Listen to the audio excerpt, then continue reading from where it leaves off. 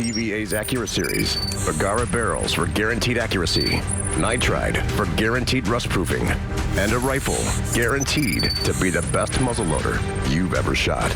CVA, it's just a better gun. All right, this next segment's been sponsored by Soul Shine Pizza. They're at 4021 Hughes Crossing. That's Suite 101 over in Franklin, Tennessee. Y'all give my buddy Steve Brandon a call, 615-379-7767. They can take care of all your catering needs. They have lunch specials Monday through Friday. Be sure to go in there and tell Steve and the crew thank you for all they do for us here at the show. All right, welcome back to the studio. If you guys want, you can call in 615-737-7767. And tonight we've had Randall in the house here with us. We've been talking about deer. Been on a great deer hunt now. Congratulations again to Jack. What a day, man! Yeah, you know, sometimes, like I said, you just can't make that stuff up. You know, that's how it works. When you're dedicated to that camera, and anybody that does like what we do, and you get out there and film this stuff, if you're truly dedicated to that camera, sometimes it can burn you in the hind end, you know, because that morning it is game over. But it's just part of it. Randall, you hit on something just as we took off. We definitely got to turn around and get back into, and that's the wind. When we're sitting on the ground like we were in this particular film, or in a stand, where it doesn't matter, it's just on the ground, I feel it's even more important. But you know, we have these deer a lot of times. The does at one point in that video, when I panned to the left and they were standing there feeding, they were within 7 or 8 yards of me. I mean, they were right there. I mean, so close that one morning I had them in the same area, and my wrist popped while I was turning the camera, and I spooked these bucks, and they run off because my wrist popped. I mean, that's how close they are.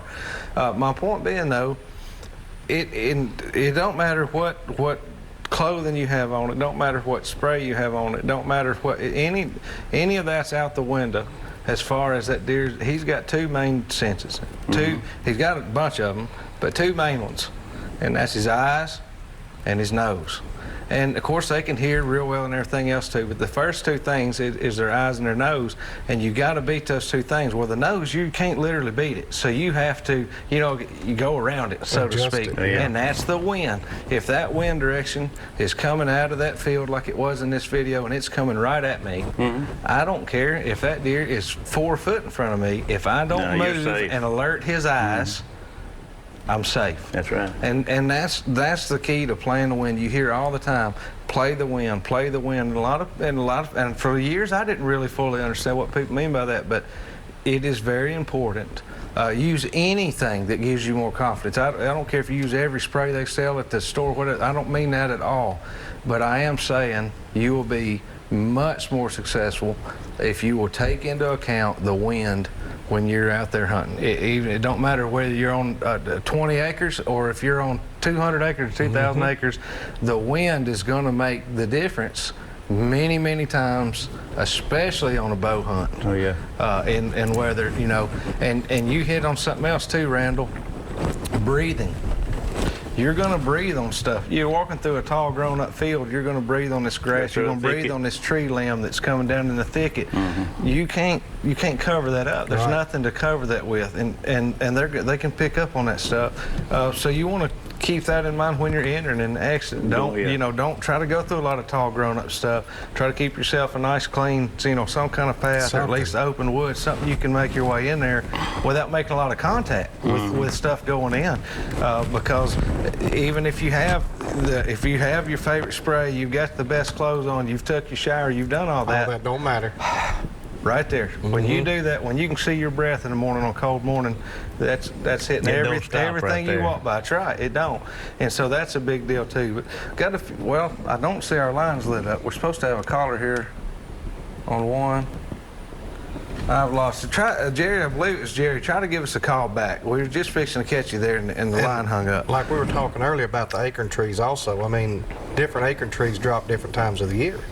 They do. And there's white oaks, red oaks, pin oaks, you know, and selectively time of the year is when and right now, those spots. The key is, what have we heard 1,000 times, Randall, in the last 2 weeks? What have we heard 1,000 times? Where'd the deer go?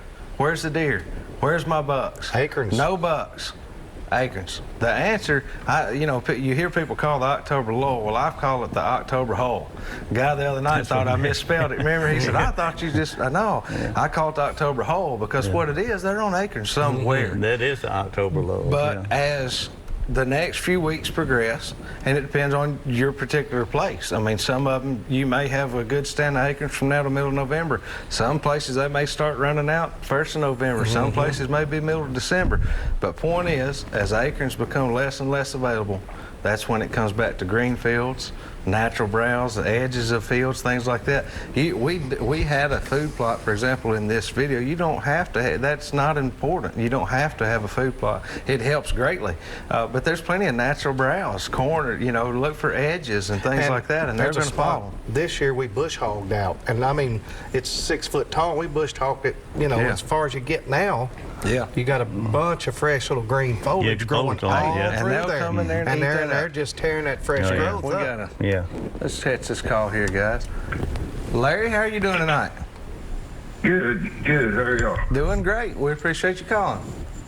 Awesome. Yeah, I was just gonna get your opinion on rattling and grunting this time of the year, using those grunt calls, and because sometimes I feel like I'm giving myself away when I do that. I'm not real confident, especially when I'm in a tree, because you know, just afraid, you know.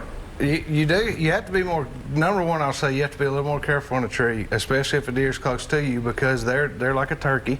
If you call from a particular area, that tom knows what rock you were sitting on when you called. You have to remember you're in their backyard. But regardless, tree or ground or anything, in my opinion, the number one place where people mess up is calling too much, or not calling at the right time. That's the two biggest things. It's a great time of year to use a grunt call right now, and honestly, in my opinion, over these next 2 weeks is one of the best times to use rattling antlers of the whole year. But don't get carried away. Don't go, you know, slamming and making all this racket. What do they do right now, Randall?